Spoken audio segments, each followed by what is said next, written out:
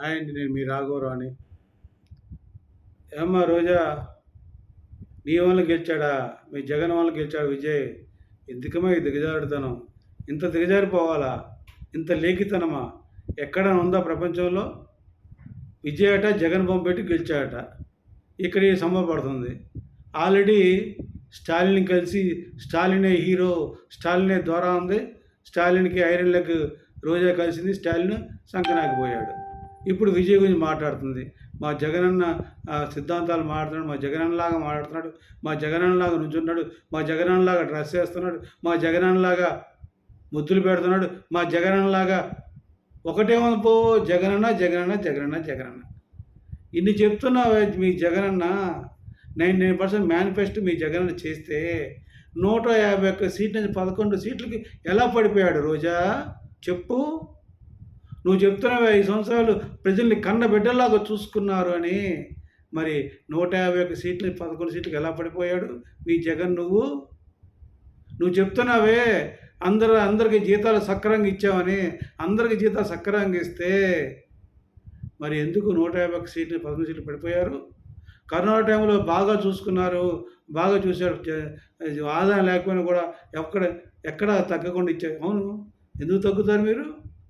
విశాఖపట్నంలో ఉన్న ప్రభుత్వ ఆస్తులను తాకట్టు పెట్టారు. దాని ద్వారా డబ్బులు ఇచ్చేశారు.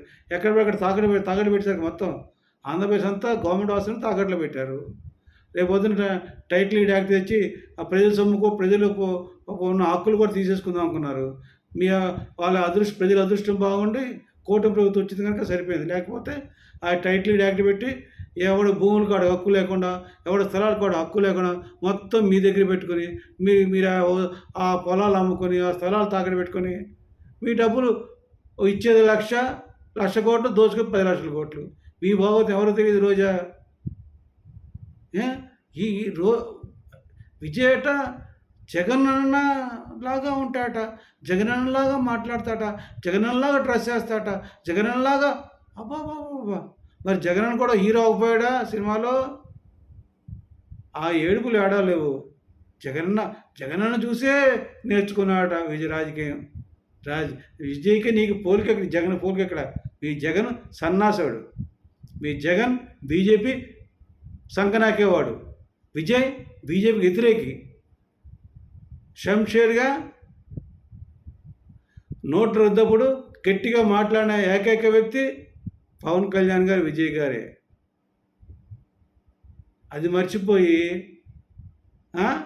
విజయ్ ప్రతిరోజు బీజేపీ సంఘనాకే నువ్వు విజయ్ గురించి మాట్లాడతావు. నువ్వు రోజా అసలు నీ జగన్కి విజయ్కి ఎక్కడ పోలిక? ఆయనకి దేశం పట్ల భక్తి దేశం ఉంది. వాళ్ళ నాన్నగారు చెప్పారు, మాకు దేశం పట్ల భక్తి ఉంది, మాకు ప్రజల పట్ల భక్తి ఉందని.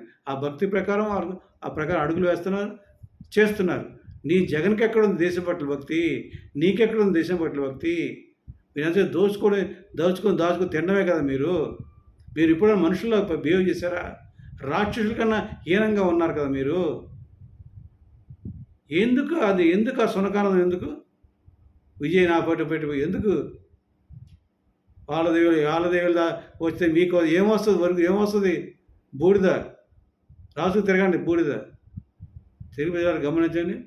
ఇటువంటి నీచ ఏమంటారు ఒక స్మృతిలో ఉండిపోయింది ఇటువంటి రోజాలు.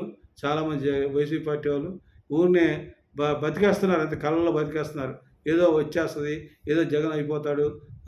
విజయ్ జగన్ ఆంధ్ర ఆడలేకపోయాడు. 11 సీట్లు తెచ్చుకున్నాడు. తమిళనాడులో గెలిపించాడు విజయ్ని. ఇంతకన్నా ఇంకేమైనా హాస్యాస్పదం ఉంటుందండి? ఇటువంటి నీచమైన సంస్కృతిని, ఈ నీచమైన కళ్ళగంటున్న రోజాకి ఆ భగవంతుడు ఖచ్చితంగా బుద్ధి చెప్పాలని కోరుకుంటూ, మీరు గమనించమని తెలుగు ప్రజలను వేడుకుంటూ సెలవు తీసుకున్నాను. జై జనసేన, జై హింద్.